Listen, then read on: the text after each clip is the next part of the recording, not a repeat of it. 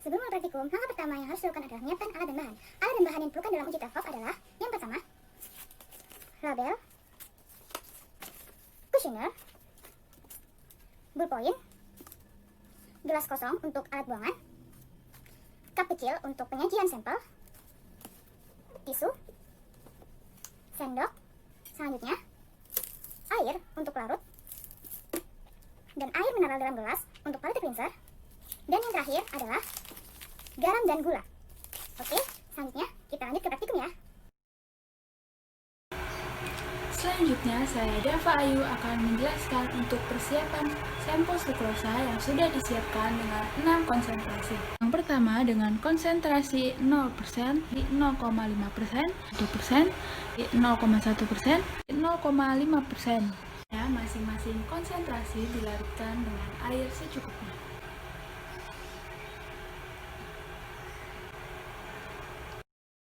Siapkan gelas yang berisi dengan air 600 ml. Setelah itu, masukkan larutan sukrosa yang sudah dihomogenkan ke dalam air 600 ml. Siap diuji coba oleh panelis. Untuk persiapan sampel NaCl, langkah pertama yang dilakukan adalah menyiapkan sampel NaCl.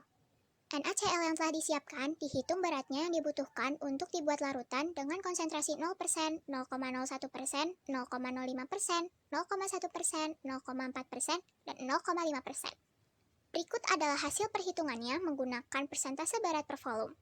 Sehingga akan dibutuhkan 0,01 gram, 0,05 gram, 0,1 gram, 0,4 gram, dan 0,5 gram NaCl. Setelah NaCl ditimbang menggunakan timbangan analitik sesuai dengan berat yang dibutuhkan, homogenisasikan NaCl.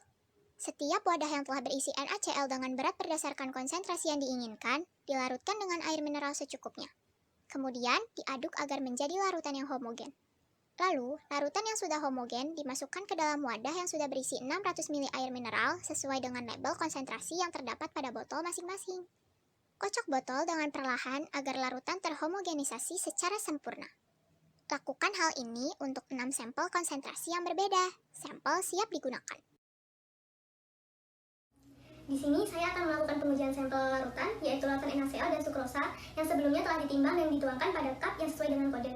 Yang kita butuhkan adalah gelas untuk buangan, kemudian sendok untuk mencicipi larutan, air mineral untuk quality cleanser atau penetral, kemudian tisu jika air tumpah atau berceceran, dan kuesioner untuk menuliskan data pengujian sampel.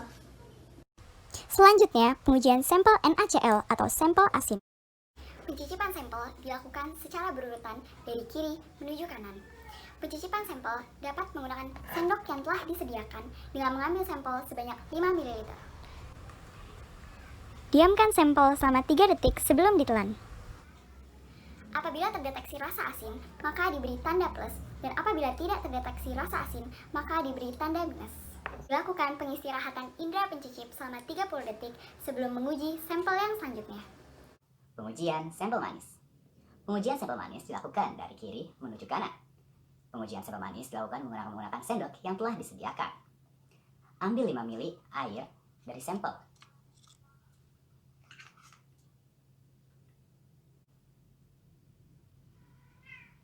Diamkan selama 3 menit agar rasa lebih terasa.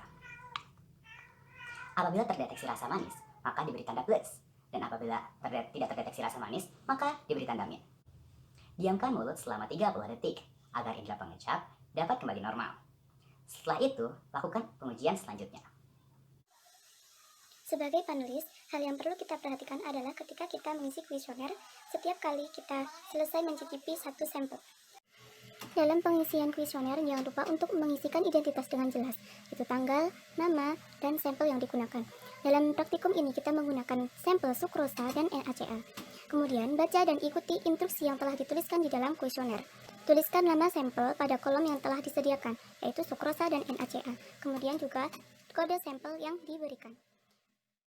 Tuliskan tanda positif apabila rasa dari sampel dapat terdeteksi. Tuliskan tanda negatif apabila rasa dari sampel tidak dapat terdeteksi. Kemudian, istirahatkan indera pencicip selama 30 detik dan juga meminum air mineral untuk menghilangkan palat yang ada di dalam rongga mulut. Kemudian bisa mengulangi mencicipi sampel dan mengisi kuesioner kembali.